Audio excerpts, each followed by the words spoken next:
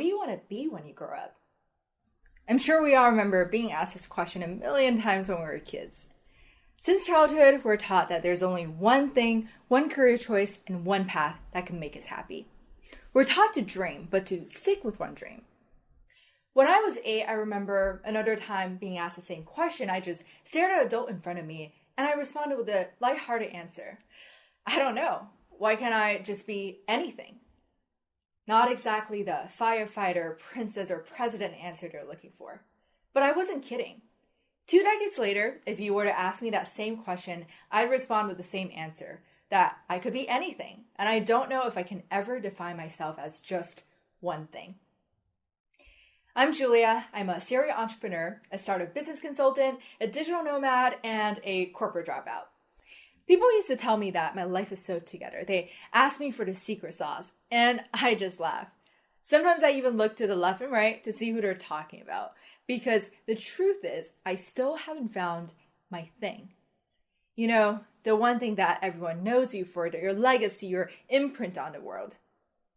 5 years ago, I was here on a TEDxBrownU stage talking about startup, philanthropy, and a college nonprofit I started called ThinkKnit, which was an ethical knitwear accessory brand that financially empowers single mothers through knitting. Back then, I was a pretty naive college junior who believed that passion, love, happiness, and kindness are everything you need in life, which is true. Those are the building blocks to becoming the type of adult I want to be. But I learned that there's a few more layers to becoming a real adult than that. As my senior year approached, all of a sudden, all the friends around me started applying to those big name corporations, from consulting to finance to tech. And I felt this immense pressure to do that too, because apparently your post-grad worth is defined by a glamorous job title and a lucrative salary, which isn't true. But at the time, as much as I loved being a social entrepreneur, that pressure got to me. Why not give it a try, I thought. So I followed the trend and started the corporate chapter of my life. I first worked for McKinsey Management Consulting for a summer, which was probably one of the most well sought after internship. So at the time I thought, well, go accomplish, my life is all set. Didn't turn out quite like that. Despite the glam, I wasn't quite sure about working for giant corporations, potentially in industries that I'm not personally passionate about, especially as an outside consultant who typically don't get to see through the implementations. So this little voice inside of me was saying, nope, not quite the thing. I then came across my dream job to work for Disney corporate strategy after graduation, thinking that I will literally be in the happiest place on earth. At that time, I seriously thought, this time, I found my thing. However, it didn't take me too long to realize that even Disney is just another corporation that needs analysts to plug numbers into Excel and put text onto PowerPoint. So for 2 years of my life, all I did was Excel and PowerPoint. I ended up building the global financial model for Disney Plus, the new and exciting video streaming service. You might have heard of it. But even though I learned so much, I felt so empty inside. I was craving for more impact and variety. I was tired of just staring at numbers every day and talking about assumptions and scenarios. I wanted to see more and do more. So I quit. I then came across the opportunity to join Alibaba North America as chief of staff, thinking that this role will be the answer to my cravings for change. It'll be hands-on and I will love it. So at 24, I was traveling to China every month from New York, participating in all the senior executive meetings. I had a glamorous title and a great career path ahead of me.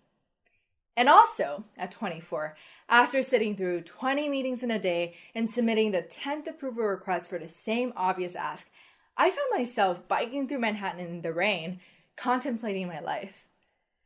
I know it sounds like a rom-com, but the realization that hit me was far less glamorous. I felt this familiar pang of dread come up, the one that you get before finals or a job interview or a big event, but this time it was more overwhelming.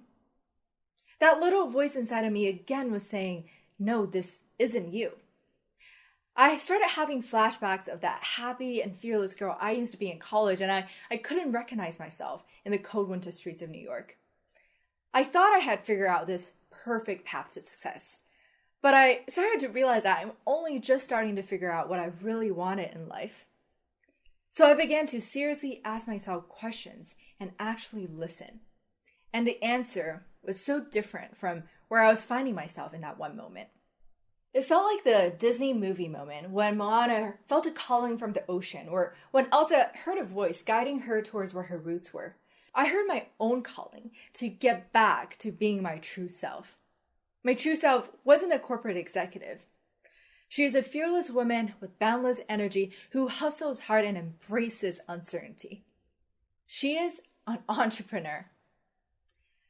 So I quit my job again. And no, this time I didn't have another one lined up.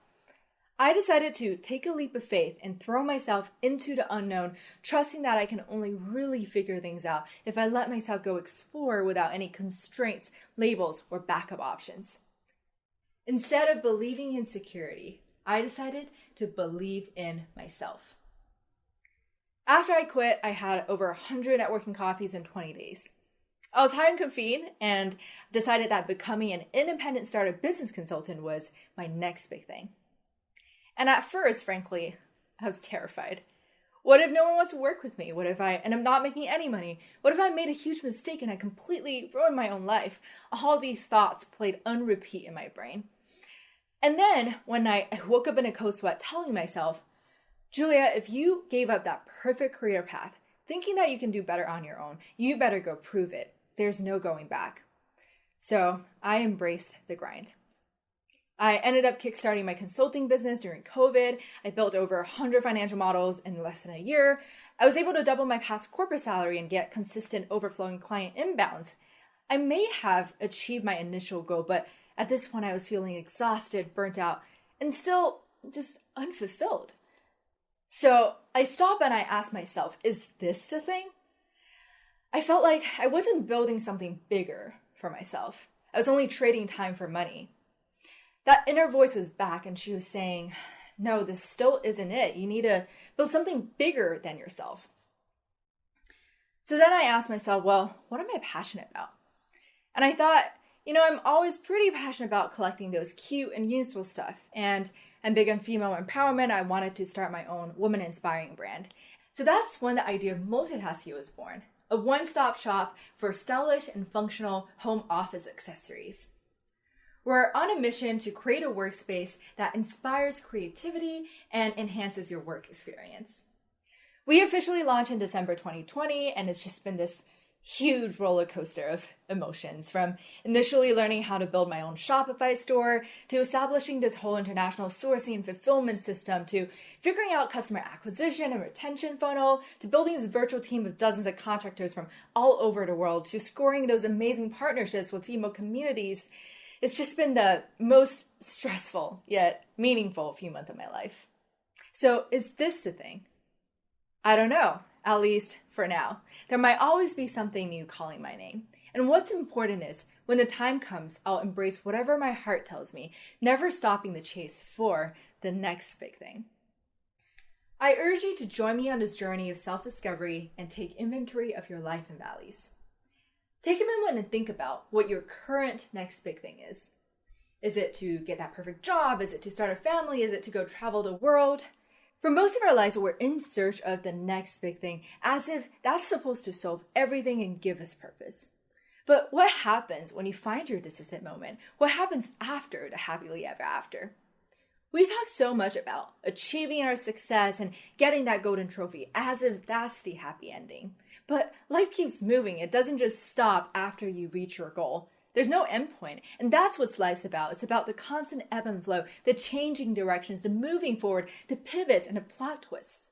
Even if you think you figured it out, it's totally fine to keep figuring out as life evolves. Changing our minds is normal, and we need to celebrate it. There's no one correct way to live your life, and what you believe to be correct may change as you grow. Perhaps right now, getting that dream job is all you want, or maybe quitting that corporate job is all you need. You may constantly prove yourself wrong and get back up again. But what's most important is to have the courage to say no to the things that you know are not working for you, so that you can get one step closer to figuring out what might truly work for you sooner. And only you can decide what that is. If you listen to your inner voice, you won't regret your decisions, because you'll choose what is right for you. I'm still trying to figure out who I want to ultimately become and what I want in life. My life shifted, but what I have right now is way better than what I thought I wanted when I was in your seats. Because I've sailed away from the harbor and now I'm in charge of my own destiny. I'm still sailing, and now I'm on to my next big thing. What's yours?